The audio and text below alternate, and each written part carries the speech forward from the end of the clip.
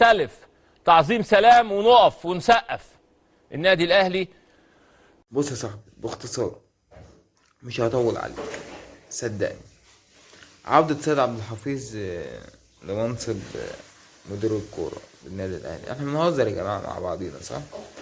ده هزار، دي الكاميرا الخفية، دي ده العك، ده السيستم الزملكاوي البليلاوي، يعني مش أي سيستم، بجد والله. دي اللجان الإلكترونية الزملكاوية. أنا مفهمهاش غير كده، أنا مفهمش أنا غير كده. عودة سيد مين لفين؟ لمنصب ايه؟ معلش ثواني بس.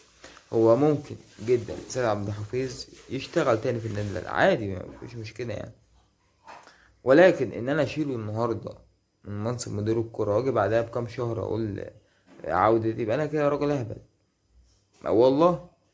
واحنا متعودين على الاهلي مش اهبل، متعودين على الاهلي لا، في اداره، في سيستم، في نظام، متعودين على كده. وبعدين كابتن خالد بيبو لسه ما شفناش منه اي حاجه، يعني لسه الموسم حتى ما بدأش، ما شفناش اي حاجه في اي حاجه لسه.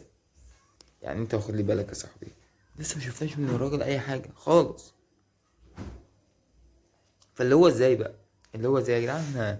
اي كلام صح، اي هبل في البتنجان.